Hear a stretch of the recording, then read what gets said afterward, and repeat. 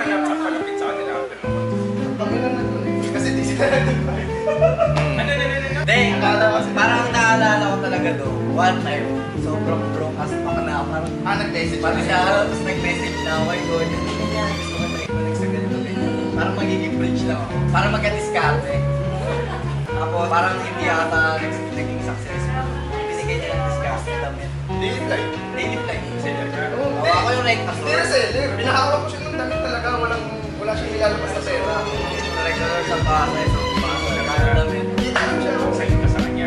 Bonsai siya sa akin. Oo, naman. Marami kami ganun dati rin. Sa Pasay, Manila, binabagsakan ko lahat yung tubig.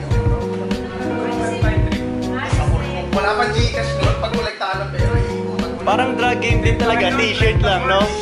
Parang drag game yung atake, ganun mga recta source, hatid-hatid, madaling araw para hindi traffic. Oh. Kasi iwas traffic eh, so alauna kami nagdi-deliver, ganyan. Parang ita source ba kayo? Oh, recta source, ganun.